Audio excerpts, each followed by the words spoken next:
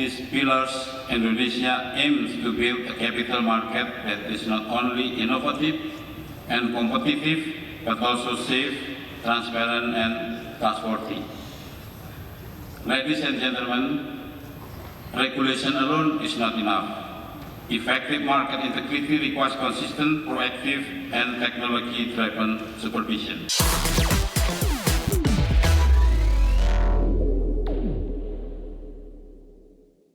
Pemirsa, perusahaan layanan keuangan asal Amerika Serikat Robinhood Markets Inc.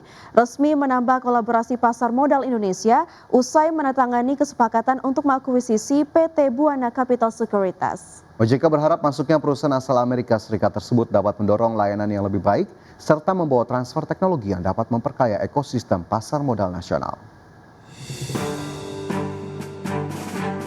Perusahaan layanan keuangan asal Amerika Serikat Robinhood Markets Inc.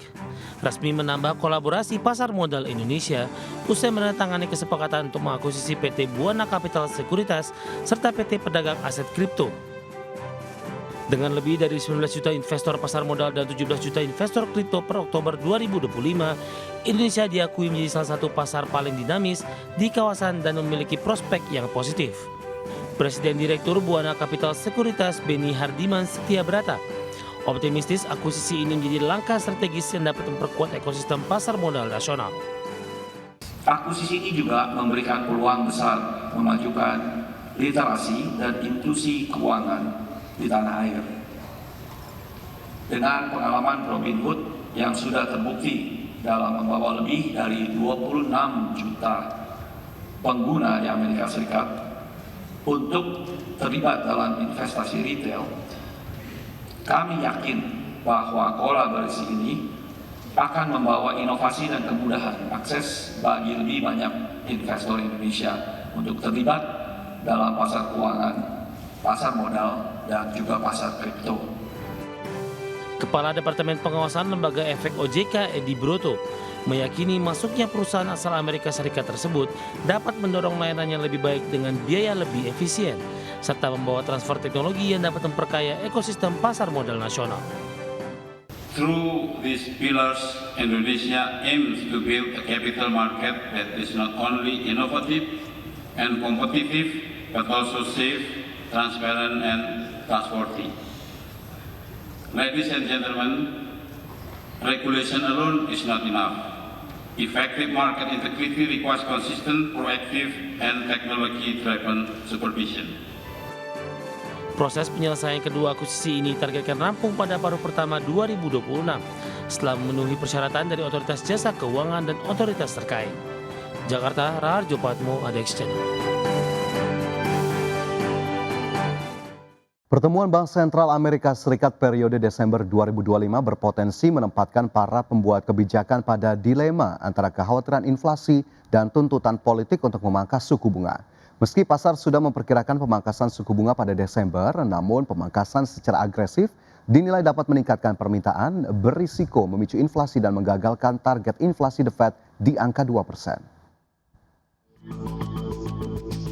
Pertemuan Bank Sentral Amerika Serikat atau The Federal Reserve pada pekan kedua Desember dinilai akan mulai membentuk ekspektasi pasar terhadap sosok yang akan dicalonkan Presiden Donald Trump sebagai ketua bank sentral selanjutnya. Situasi ini berpotensi menempatkan para pembuat kebijakan pada dilema antara kekhawatiran inflasi dan tuntutan politik untuk memangkas suku bunga. Pasar sendiri memperkirakan The Fed akan memangkas suku bunga sebesar 25 basis poin pada pertemuan Desember.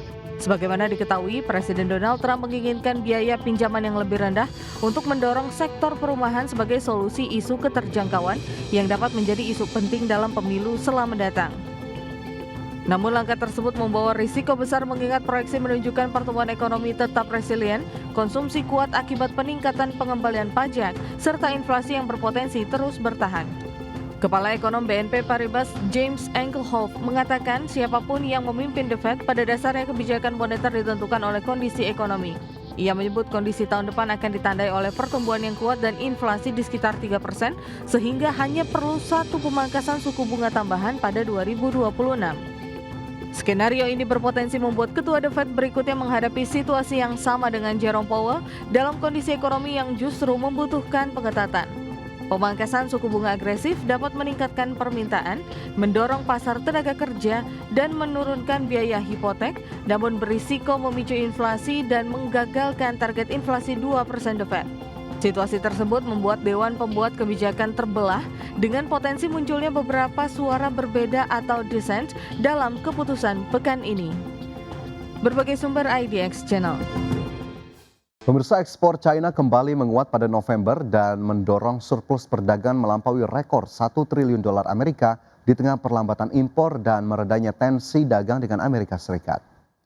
Berdasarkan data terbaru, nilai ekspor China naik 5,9% secara year on year, sedangkan impor hanya tumbuh 1,9%, sehingga surplus perdagangan pada November tercatat mencapai 112 miliar dolar Amerika.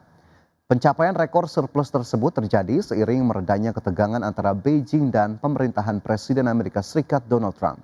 Namun lonjakan surplus ini diperkirakan menjadi sorotan negara-negara mitra dagang yang tengah menghadapi tekanan pada industri domestik akibat membanjirnya produk murah asal China. Sepanjang tahun ini ekspor bersih tercatat menyumbang hampir sepertiga terhadap pertumbuhan ekonomi China.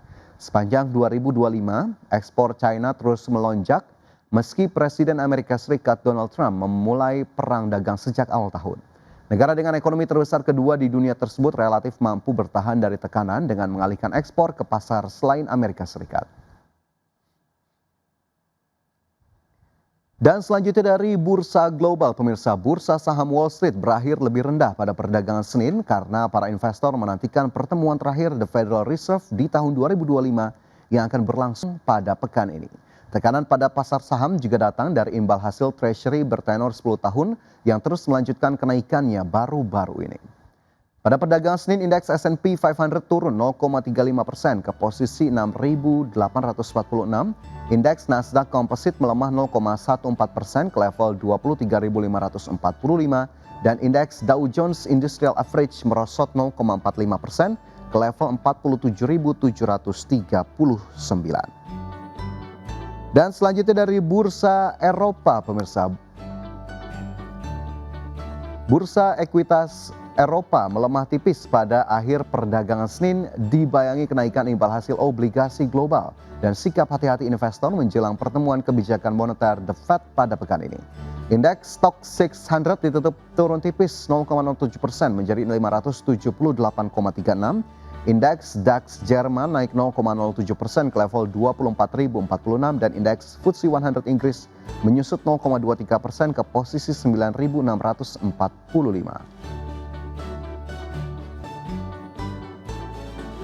PT Abadi Lestari Indonesia Tbk optimistis mampu menorehkan pertumbuhan pendapatan hingga double digit pada tahun 2026. Ya, manajemen menyatakan optimisme tersebut didukung ekspektasi peningkatan utilitas pabrik setelah mendapatkan dana segar lewat aksi penawaran umum perdana saham atau IPO. Emiten eksportir sarang burung walet PT Abadi Lestari Indonesia Tbk optimistis mampu menorehkan pertumbuhan pendapatan yang signifikan hingga double digit pada tahun 2026. Direktur Keuangan PT Abadi Lestari Indonesia Tbk Dwi Adi Prastian Hadi menjelaskan bahwa optimisme itu didukung ekspektasi peningkatan utilitas pabrik setelah mendapatkan dana segar lewat aksi penawaran umum perdana saham di Bursa Efek Indonesia. Adapun perseroan menyatakan saat ini utilisasi pabrik belum sampai 50% dan diharapkan dengan adanya penambahan dana melalui IPO, perseroan dapat meningkatkan produksi di atas 60%. Sementara itu menyambut tahun 2026, perseroan menargetkan pendapatan dapat tumbuh hingga double digit. Bahkan omset yang ditargetkan perseroan mencapai 600 miliar rupiah pada tahun depan. Tidak hanya itu, ekspektasi pertumbuhan juga diharapkan terjadi pada tahun ini.